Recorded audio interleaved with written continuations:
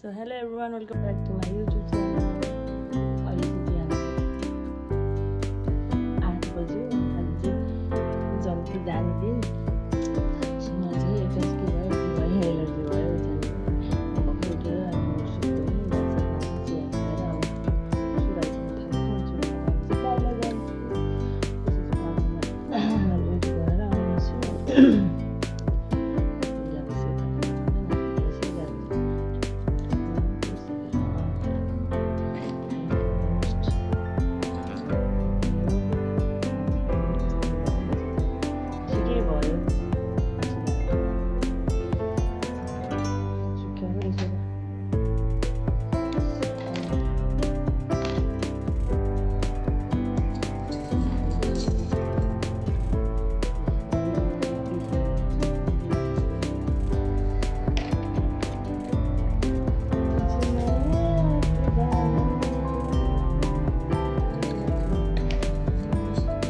सुत्दै मलाई के भयो कि एलर्जी आयो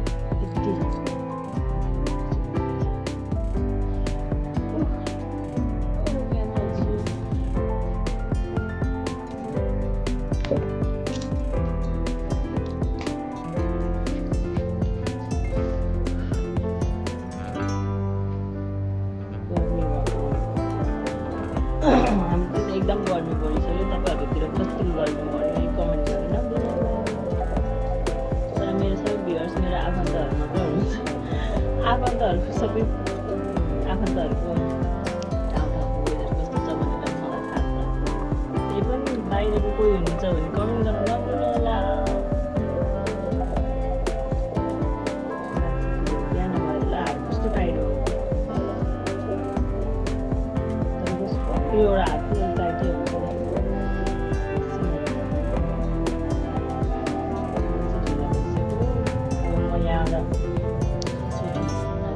फेरि आउँदाखेरि मेकअप खराब हुनु भएर अब म जाँदैछु त म अटोमा जाँदैछु अटो पुग्नु कतिखेरसम्म हो अटो पुगेर रेडी भएर आउँछु फाइनली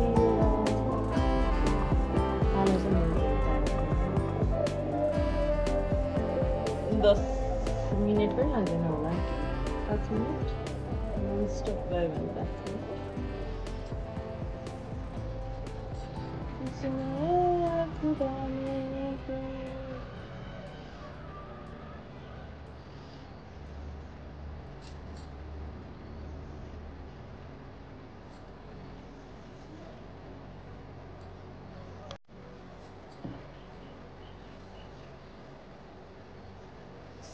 यस्तो भइरहेको थियो कोइन्सिडेन्ट यहाँ 6वटा अनि यहाँ 6वटा यहाँ 7वटा हुनुपर्ने अनि त्यसको नि यहाँ 6वटा यहाँ 7वटा मिलाएको थिएँ यतापट्टि पनि एउटा फुटेर 6वटा यतापट्टि पनि एउटा फुटेर 6वटा वाट अ कोइन्सिडेन्ट भन्नु नानी होला यो आफ्नो केयरलेसली हो चुरा राख्ने ठाउँ नभएर आमा 8 बज्न लागिसक्यो 5 मिनट लाग्छ मलाई मार्छ okay see you in parlour म रेडी भएर आउँछु म चाहिँ रेडी भइसकेँ आर्थिक चेक म पार्लर गएर आइसकेँ अनि जति लाग्दै तर्खर भइसक्यो रहेछ भइसक्यो भाइ भाइसँग भयो ओके मम्मीलाई मेकअप गरिदिनु छ हाम्रो साथीहरू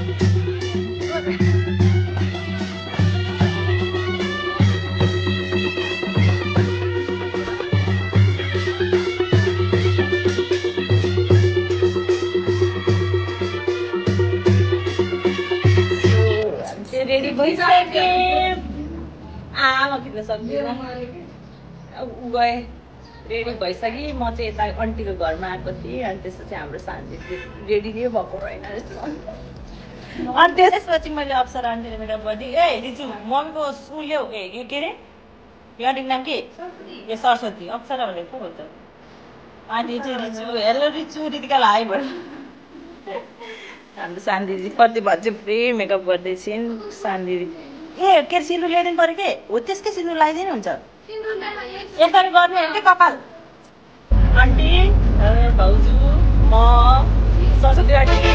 सानो दिदी ल हेलो हेलो भन्नु न वेलकम टु माई ब्लग ल कहाँ बसेर मम्मीले ल्याएर मार्छ हेलो बेहुला कतिको एक्साइटेड हुनुहुन्छ तपाईँ आज मैले पाउको बिहे हेर्दैछु काकाको बिहे इन्ट्रेस्टिङ कुरा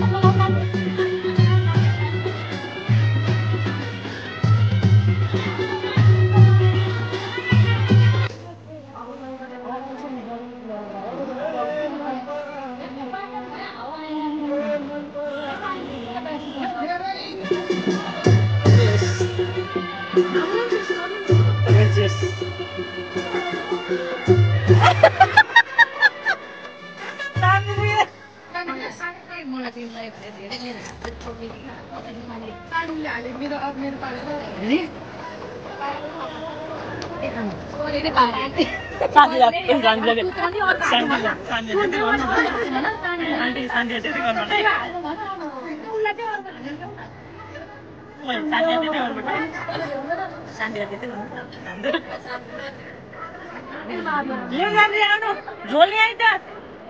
शान्ति झोली आइ त हाल्न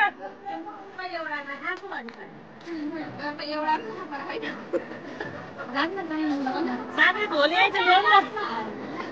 भया धेरै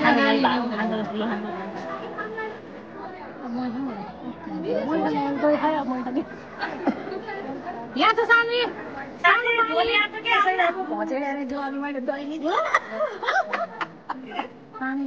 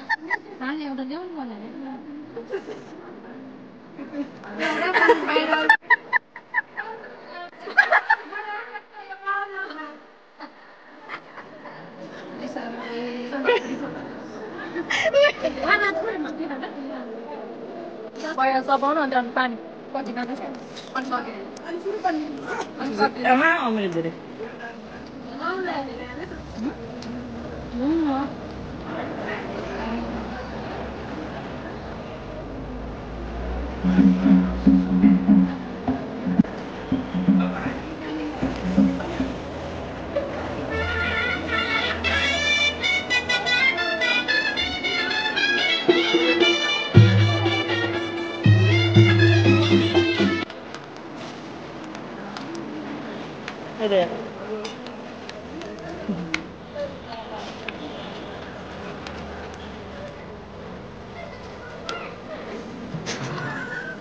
शान्ति चाहिँ चम्दै चाल्छन् फेरि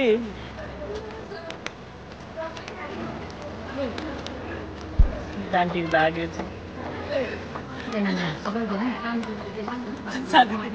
सानी त त्यो पानी बोतल साथीको भाग अनुहार बाबुको भाग मम्मीको भाग मम्मीको भाग डान्टीको भाग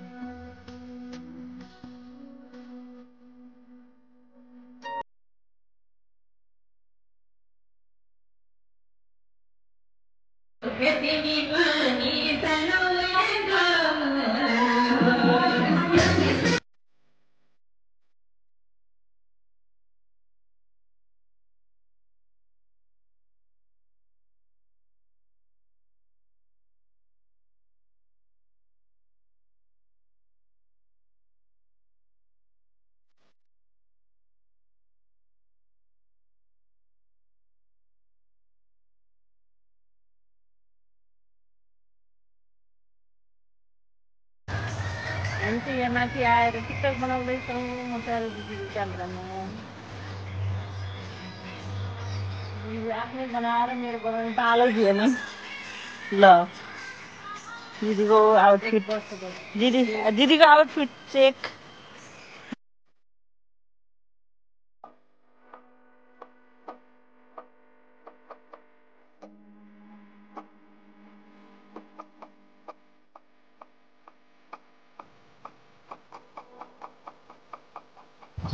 हाम्रो चाहिँ फोटो खिचेर सक्यो अब चाहिँ हामी बिहे घरतिर जाँदैछौँ त्यसपछि दिदीले फेरि पानी फुटेर दही खानुहुन्छ अरे भोक लागिसकेर फोटो खिच्दा दिदीलाई अनि दिदीलाई दही खुवाएर अनि घर जान्छौँ अल्छी लाग्यो म त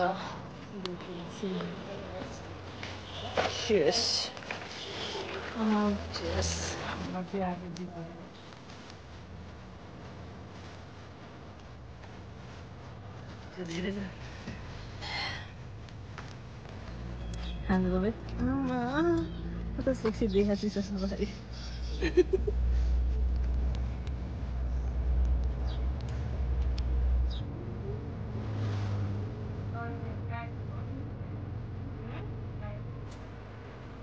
सो हामी चाहिँ घर आइसक्यौँ है अनि त्यसपछि गर्मी एकदम थियो गर्मी भएको भएर अब यत्रो महँगो मेकअप गरेको पनि सबै पसिनाले जान लागिसकेको थियो अनि त्यही भएर अब उहाँ जान्छ त घरैमा आएर पखालेर पठाउनमा धेरै मनलाई आनन्द हुन्छ अनि त्यही भएर पनि हामी घर आयौँ अनि स्कुलबाट घुराएर आइसक्यो भनेर फोन आएको छोराहरू भगिनी छोरी भान्जीहरू आइपुग्यो भनेर अनि फोन आएको थियो दिदीलाई त्यही भएर दिदीले घर जाने भन्नुभयो अनि त्यसपछि म पनि